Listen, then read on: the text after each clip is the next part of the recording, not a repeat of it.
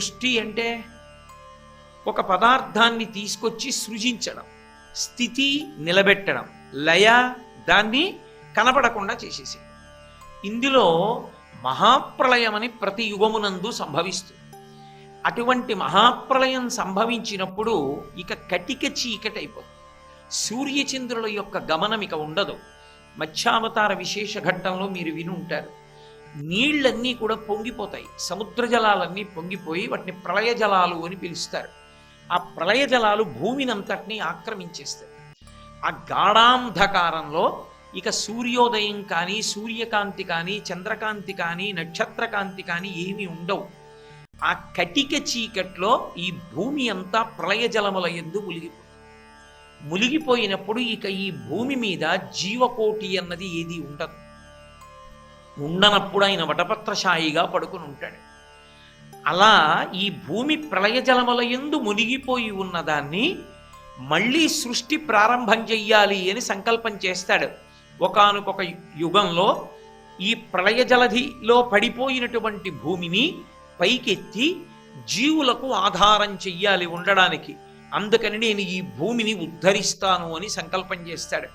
మహాభారతం శాంతి పర్వంలో తాను ఎందుకు అలా ప్రళయ జలాలలో పడిపోయినటువంటి భూమిని పైకెత్తుతూ ఉంటాడో, అలా ప్రళయ జలాల్లో పడిపోయినటువంటి భూమిని పైకెత్తి సృష్టికి తాను ఎలా దోహదపడుతూ ఉంటాడో తానే వర్ణిస్తాడు. కాబట్టి ఆ ప్రళయ జలముల యందు పడిపోయినటువంటి భూమిని ఆయన పైకి ఎత్తితే తప్ప అసలు సృష్టి అన్న మాటకు అర్థం ఉండదు. ఎందుకంటే జీవులు నిలబడడానికి ప్రదేశం ఉండదు.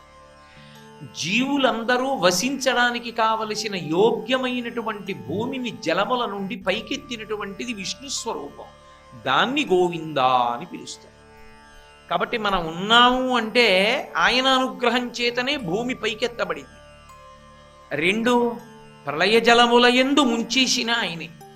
అందుకే పోతన గారు గజేంద్రమోక్షణ ఘట్టంలో లోకంబులు లోకేశులు లోకస్తులు తెగిన తుది అలోకంబకు పెంచీకటి కావలయవ్వండేకాకృతి వెలుగు అతని నేసేవింతున్ అంటారు.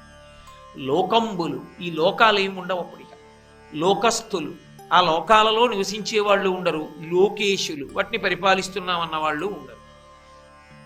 తెగిన తుది, వీళ్ళందరూ ప్రళయ జలాలలో కలిసిపోయిన తర్వాత అలోకంబకు పెంచీకటి కావల, ఈ లోకములు లేని స్థితిలో ప్రళయ జలాలు ఒకటే ఉండి కటిక చీకటితో ఉన్న కాలంలో, సూర్య చంద్ర నక్షత్రాలు కూడా లేనటువంటి సమయంలో, నత్ర సూర్యోభాతి చంద్రతారకం నేమాం విద్యుతో భాతి కుతోయమగ్ని తమేవ భాంతమనుభాతి సత్యం తస్య భాషా సర్వమిదం విభాతి అని తానొక్కడే కోటి సూర్యుల పగిది ఈ చీకట్ల కావల ప్రకాశిస్తూ ఉంటాడు.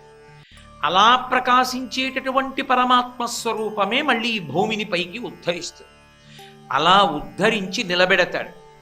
అలా నీటి నుండి పైకెత్తబడింది కాబట్టి భూమి అని ఒక పేరు. అలా భూమిని పైకెత్తినప్పుడు మొట్టమొదట సృష్టిలో వైకల్ప్యం వచ్చింది, ఇబ్బంది వచ్చింది. మధుకైటభులనేటటువంటి రాక్షసులు ఇద్దరూ కూడా శ్రీ మహావిష్ణువుతో పోరాటం చేశారు. వాళ్ళని సంహరించినప్పుడు వాళ్ళలో ఉన్నటువంటి కొవ్వు చేత తడిసిపోయింది భూమి అంతా. అందుకని మేదిని అని పేరు వచ్చింది.